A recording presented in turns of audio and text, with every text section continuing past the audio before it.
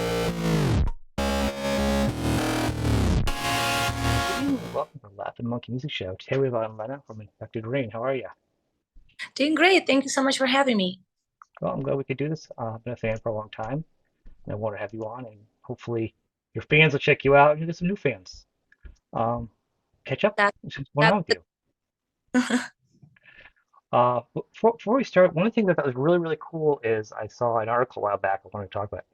You did an article for Psychology Today. That was yes. super cool. Super cool. Have you has anybody else brought that up? Like, any fans or people said, "Hey, thanks for talking about mental health," and Yes. I had an insane amount of people actually reaching out after that interview. I remember actually sharing it a lot more than I would any other interview because I was actually off work and I wasn't super overwhelmed with like touring or recording, and I had the time to like actually share it. I try my best to share everything I have, just so it's interesting for people to hear about your news and what you're up to. But that specific interview was very unique for sure. So it was really impressive to receive this amount of comments and this amount of support when it comes to talking about mental health. A lot of people are like, yeah, we all have our problems, which we do, absolutely. However, not many people talk about them, and that is, I think, the problem of our society.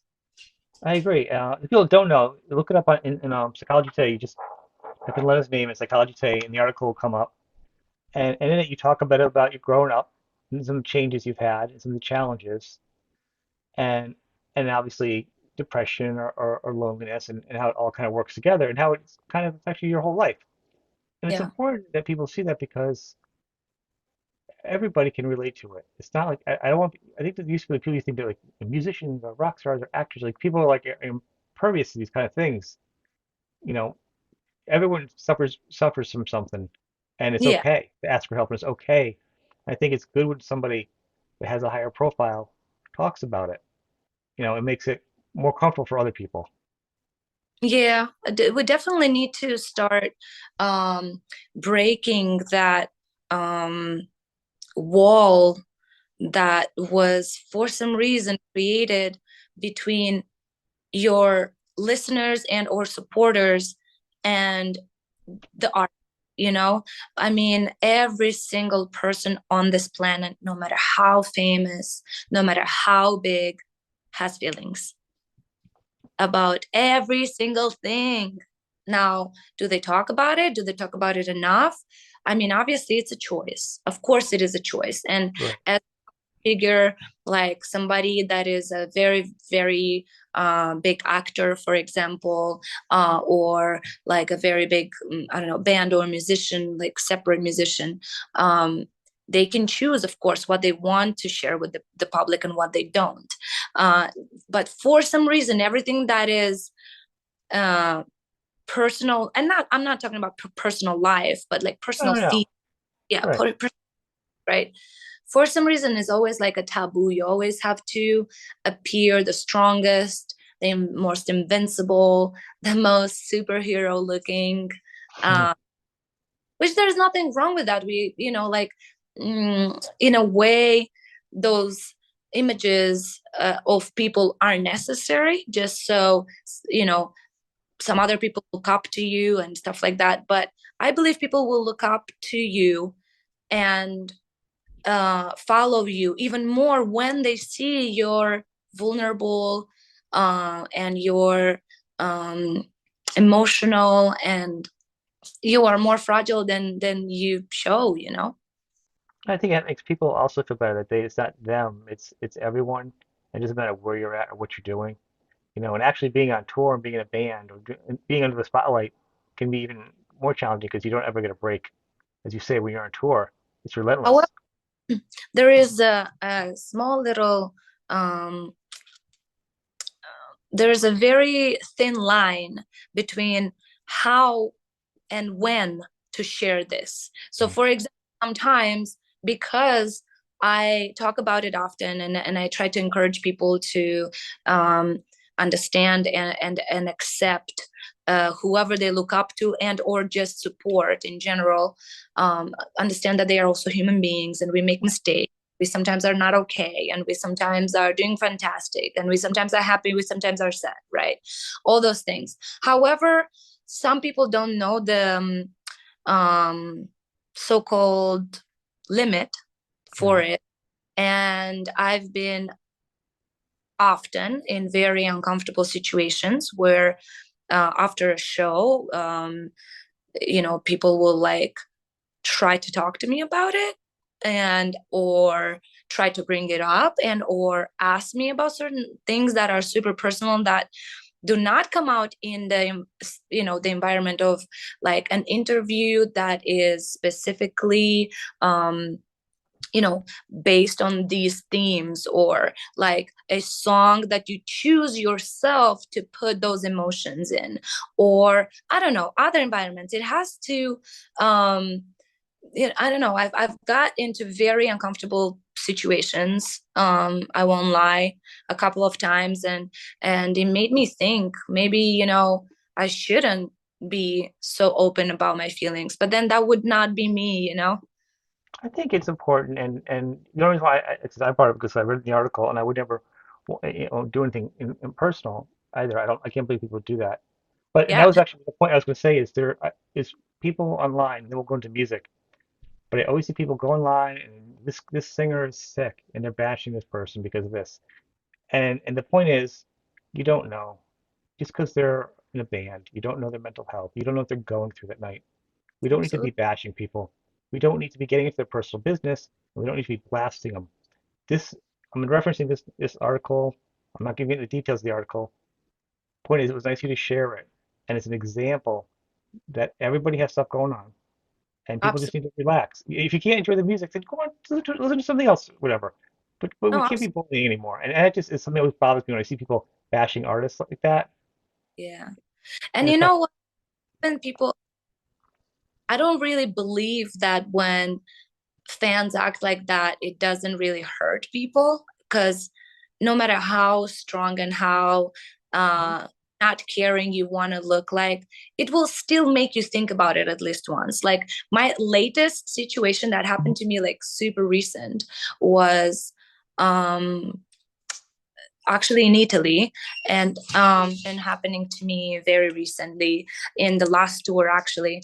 And it was a show in Italy, and it's not a big secret that I actually have family in Italy. So that always means that I have family at that show all the Yeah, time. But again, that's not necessarily what I'm expecting every single listener or fan to know, even though I say it even from the stage and that, right. right? But after every single show, I do my best and I come out to the merch table just so people have the opportunity to either take a picture that I never charge for, by the way, either or ask for an autograph. Uh, I also never charge for that. Absolutely. They can purchase merch or not purchase merch. It is totally up to the fan. And I'm just there to give that extra to our Yeah, listeners, right? I don't know for how long I'm going to be able to do that, but so far, 14 years of the band existence, I've been doing it every single tour. And this girl asked me for something specific and that I already did. And I showed her that I already did it. And she said, I want you to do it in front of me. And I said, well, you see, there's a very big line of people that wait their turn to like take their picture and yeah, stuff like that. Want, I can do something else for you. We can take the picture, or I can write something else. And she took it so serious that next day I woke up to a big, big letter from this person that DM'd me directly on Instagram saying how much she hates my band now, just because in her eyes, I treated her unkindly, just because I was sincere and real, saying that, there are so many people in line. I'm here to do things that I didn't do. All right. So I don't know. It was very interesting, but nobody, um, like, understands that I just traveled so long to be here. I Yeah. just gave you an hour and a half of a show, and I came out right away, no matter how tired I am, to give you some more extra for free, right? But still I got cold names and stuff. So, but you can't please everybody. So Oh, it but that's hurt. a shame. That's bullying, you know. What? That's bullying, and you don't need that, you know. And it's hard to be on tour. Like I can't believe you actually go out and got the energy afterwards. That's the way you sing. It's insane. I was not, you know, treating her right, or I don't know what she expected, but I was very kind and I wasn't saying anything. I didn't say no to her. I said, let me do something else for you, that I didn't do already. Because what she asked was right there, right in front of her. I've done it. And I want you to do it in front of me, in front of my eyes. Okay. But anyways, it's just a little example to tell you that yes, you're right. People don't care or consider what you are going through or what you just did, Mhm. or be what you're, I don't know, trying to deliver. I don't know, just don't care. They don't Right. think. But it's hard because I mean you're on tour and you're in a bus and you're driving around and if you're sick and you're trying to do this and that, your job is on the stage to perform the best you can. So if you or the guitar player or anybody else like their hands hurt or your voice hurts and everyone's sick and coughing, like to to put that you're jeopardizing a show and other people's everything else. So for you to put that time out there or for anybody in your band or any artist to do that, to give anything, you know, it's great. It's something we can share with you. And you're not coming out like you're some kind of super person. You're just coming out because you have a little bit of time. You have a job you love, but it's still a job, and you're Yeah, trying to give a little extra time, but you still have to be able to perform at your best, and you want to share yourself as much as you can. There's nothing wrong yeah. with that. People, you owe nothing to anybody, and then people don't. I'm sure they're a lot of fun in real life too with other people. Just besides talking to you for 2 minutes, I'm sure they're a bundle of joy. You know. So how are you doing this now? Like one of the great things about you is when you started singing in 2008, and you actually put this on the website, and I'm gonna put the website underneath. I want people to go check out the website. Great information, great pictures. You guys have always delivered high quality music and your vocals, which makes it really surprising. So early on, you never sang, and then boom, and then it's so it's high quality. Like you were like 0 to 60 in no time. You know. Well, thank you so much. That's very kind of you. However, I do think that I made many mistakes, and I could have been even better if I had maybe a little bit of a musical background or and studies, like prior to joining the band, because I definitely made a lot of mistakes, and I definitely heard my voice many times in the beginning because I just had to teach myself in the beginning. Like the brutal type of vocalizing was not something popular in a small Eastern European country that you could just hire a teacher and get some lessons for. However, I did right away go and uh, I took classic musical, classic vocals lessons for 3 years, the first 3 years of our career. But everything else I had to figure it out myself. So I did definitely make many mistakes, but thank you so much for the kind words. You're welcome. I'm saying like, and that's the best part is you talk about you make these mistakes and you do it and you grow and your whole life who you are what you've done in your life to has shaped you your lyrics your voice your growth that's what kind of makes it special it's not sterile it's not like you came from an academy and you're doing this and you had this perfect Yeah, little culture background and a little garden stuff no you are who you are and like you've lived a life and you've persevered and you've learned and worked from the ground up to your musical background that is very impressive, and there's a lot of integrity in doing that. I guess I just really put a lot of work into what I do because I love it very much, and I'm a hard worker. I was like that with everything. Always, if I start doing something, I will do it as good as I physically can. Obviously, there's always somebody that does it better than you, but that's the best part about this job is that at least I don't ever see it as a competition, and I don't think anybody should ever see it as a competition. Nobody's here to see who's better. You're just there to share your music, to share your Yeah. emotions, share your art, you know. My phrase I always say in the show is you serve the song. That's the best thing an artist can do. Whatever the best part for the song is. You're a great lyricist also. I have compliments for you tonight, but they are for sure. Where are you? I always think the lyrics usually can be personally, but they're also from other parts of your life. So it's not always 100%, about you. It could be other things that make stories that Mhm. seem biographical for other people. Are you drawn to a lot of different sort? Like, are you reading books? Are you watching TV? Are you doing personal Yeah. stuff? Like, are you just kind of taking life in? Actually, everything gives me ideas for Yeah. my literally everything. I am a big time movie nerd. For I absolutely love watching movies, enjoying them. I actually pay attention when I watch. Like I try my best not to even like be on my phone or anything like that. I just pay attention, and very often it leads me to an idea, and or I hear a word that I've never heard before, and I study that word, and then I try to use it in my lyrics. Books as well. I mean, I've always loved reading, maybe not as when I was in school because I had so much to read for school.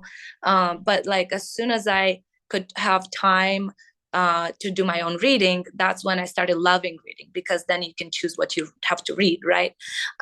So I love reading. Books definitely inspire me, but also the majority of my lyrics, they are inspired by what surrounds me in my life. So obviously including my past, but a lot about the present and Mhm. what I'm going through, and like some people that cross my path, and that they can inspire me to write about either them or and my perception of them.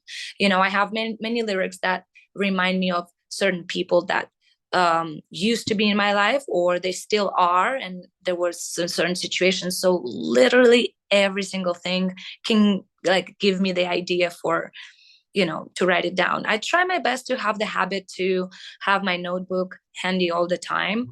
I do like the old fashioned, you know, pen and paper type of a thing. But obviously on tour, I keep the notes on my phone always open, always there, just words, ideas, phrases, sometimes big chunks of like already kind of just something comes together right away. I just put them there all together. And then when I sit down sometimes to like just go through my lyrics and or I'm inspired to write about a certain thing, I do look through them. And sometimes they right away become more than just a phrase or two. Sometimes it takes, you know, even years. Like I came back to many like older ideas um, multiple times. So that's basically what it is. It's that's what helps me. I started writing poems or like some sort of poems when I Oh, was 14, and I started writing them with my best friend at the time. And we were writing them in Russian because we both speak Russian perfectly as well. And we both were just the only ones to read each other's poems. Nobody else could read them. I still have those poems from my childhood, and I don't know. I mean, I think that helped a lot for me to be able to have a system yep, uh, needed to start writing for music, you know?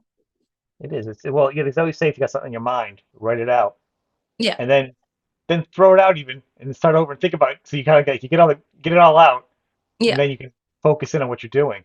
I No, could see absolutely. you putting out like a book of like not poetry or lyrics at some point because you've got a lot of substantial material. That'd be I kind of neat to see something. have a lyric book out already, Oh, see, I and missed that. yes, it came out 2 years ago, if I remember correctly, and it was actually helped and supported by fans, and they could invest in it and donate a certain amount, and obviously they got the book signed after, but they also had the opportunity to choose certain songs that I could like explain. And in the end of that book, there are some explanations for the songs and the names of people that supported and helped with that project. And it went actually way better than I expected. And I'm pretty sure there's going to be part two and hopefully part three. Good. See, Yeah. and that's the thing. I with COVID, it makes sense. I missed it because like you can't consume everything. Like I can listen to your music, but I'm not gonna be on every website and every post. You know what I'm saying? There's just so Of much media.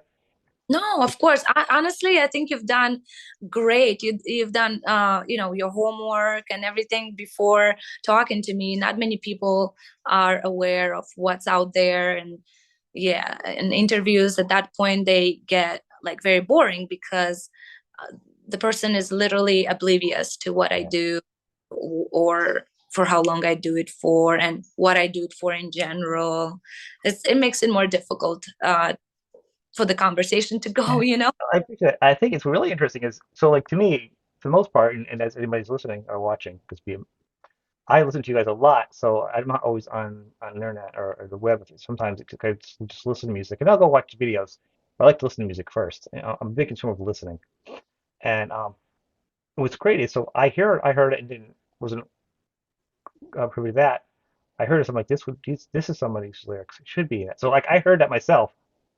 Well, I missed it. I thought the same thing without even. So it's kind of neat that That's it that's felt amazing. the same. You know, Awesome. that's really cool. This new album you guys have out, which is great, Thank you. got different versions out. No, it's just two versions. Just Well, that's kind of now that you guys are doing that though. You want to explain that? That's kind of cool, actually. it's the first time we ever did it. And I was a little bit skeptical in the beginning because um, I don't really have bands that I listen to instrumentally only, but I do have some favorite bands out there that I know they did that for the fans, right? For the listeners. And honestly, I started thinking about it this way. It is almost like completely different songs because when I receive the melody from my musicians, the music has a feeling, it doesn't have a story. I Mhm. add the story, and of course, that adds more to the feeling, of course, because if Right. there's certain words that like talk about pain, love, I don't know, frustration, whatever, but there's the melody already before there is a melody for the vocals and before there is uh, the lyrics that add the story already has an emotion, a Mhm. feeling, something you feel something. So um, for the first time ever, after having out there 5 albums, we decided to give to people an instrumental album. Yes, It's pretty and cool. I mean, it's great. I discovered it, and if people don't know, it's an instrumental version of the new album, which is great. thank you. Here's where it's good for me. If I'm listening to your stuff and you're singing, I'm kind of jamming out and listening to it. I'm not focusing where I should be, like if I'm at work. So if I'm doing work and I could listen, if the music's there, I can kind of crunch out the music without the vocals. That's where it's good.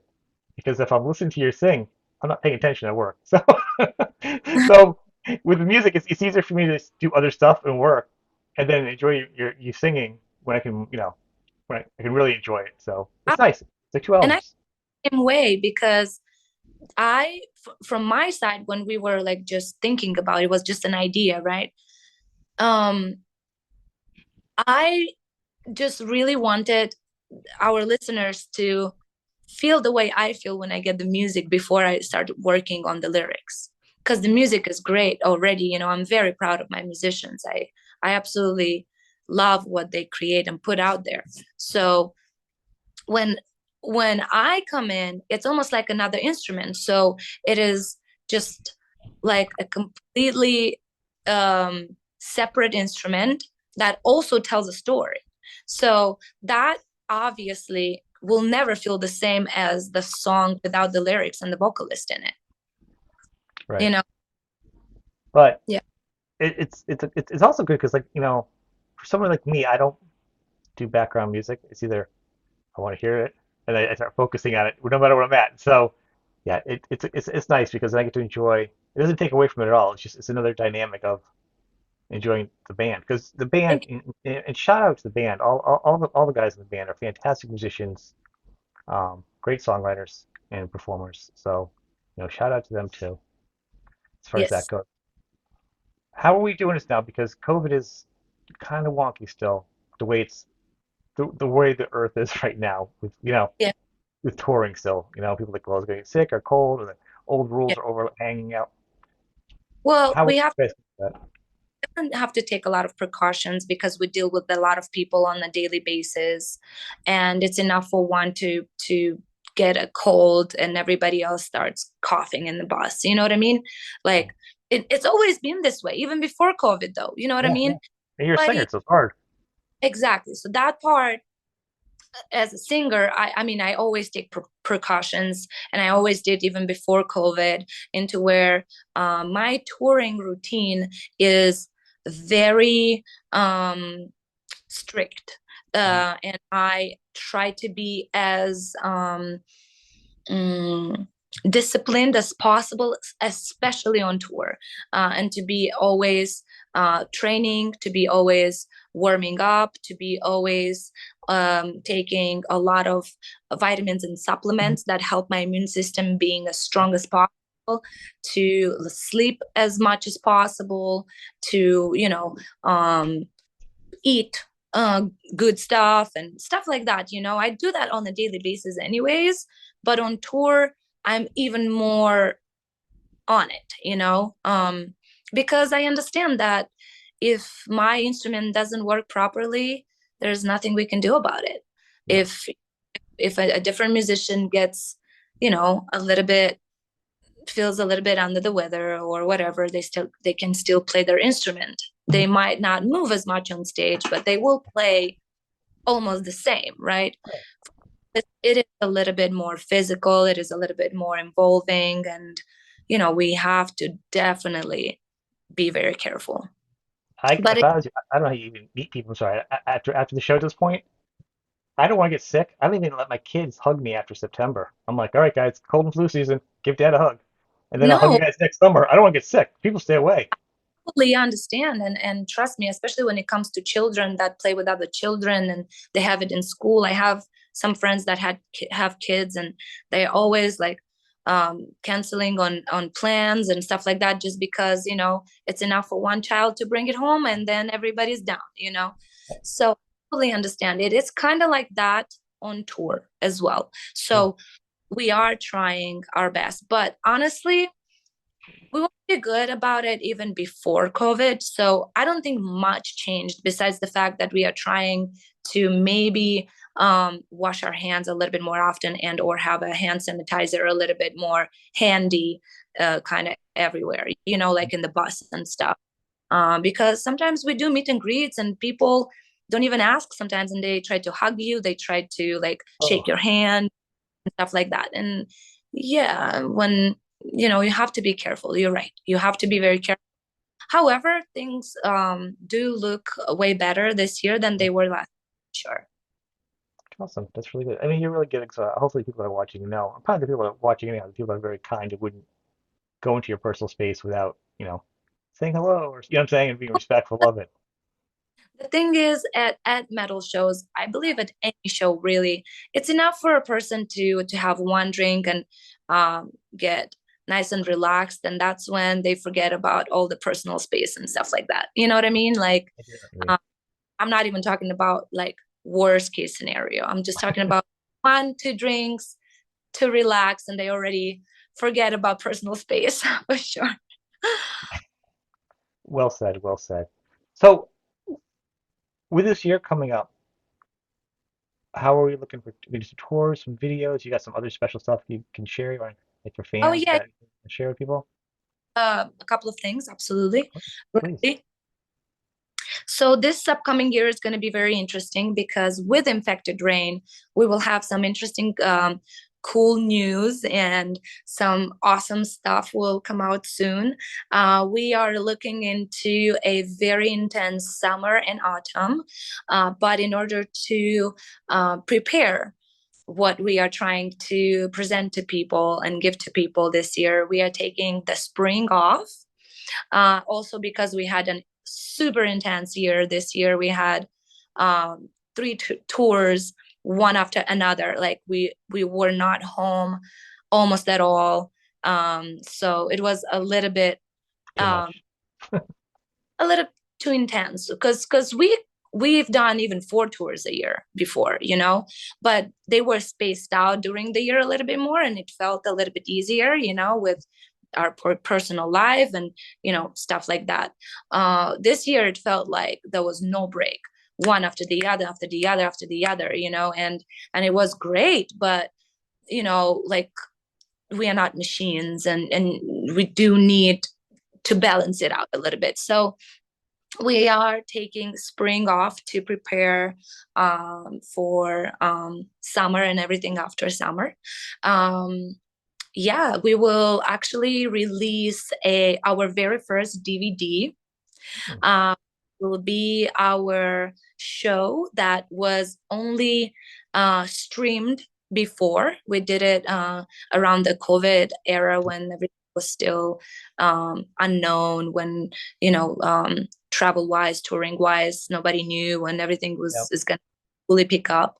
So we actually did this for our 13th anniversary as a band, and it's a very long show that we filmed with an insane production, and it's something we've never done before. A lot of people already seen it because it was available for 8 days to be streamed, purchased and streamed. Hmm. But after that, I mean, you could watch it every day after you purchase it for this 8 days, because it only had a small streaming feed, wasn't, to buy. But people loved it so much, and we had such a good feedback for it that we decided together with the label to try and make it happen in a physical form. Good. And that soon next year. And yeah, I also am working on a very first album with my um, this new band I joined recently called Death Dealer Union. Mhm. We have a couple of singles out already.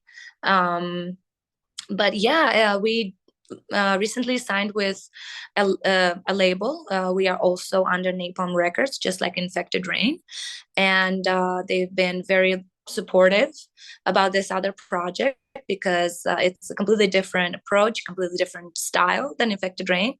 And yeah, we are currently working on a new album that will see the light of the day next year. Awesome. Cool. Congrats on that. So I want to thank you, and I do want to end on a statement that I think, in fact, your rain, but you in general, though, we're on the cusp of getting ready to break into that next level right before COVID. I just think it slowed you down. So anybody that has a chance to say hi to you respectfully, but be aware. I think I project that next album or two, you're not gonna be able to do this anymore. I just think you guys are getting ready for that next level of just too big to do that. I just think this the wind got knocked out of everybody with COVID. yeah, for But sure. the momentum of your fan base and the artists and the albums and the way it's just kind of picking up like a snowball down the hill. Yeah. I just that's why I see you and your band going, you know. Very kind. Thank you so much. Well, you know, we do obviously hope that our music can get to a next level, because that will mean that we can play in countries that we've never been before. That would mean that we can spread our music and our this emotion that we try to deliver, we can share it with the entire world. But while this is happening, and we are just trying to enjoy the process and just put as much love and attention and emotion into our songwriting. Well said. I want to thank you for being on the show. Thank you.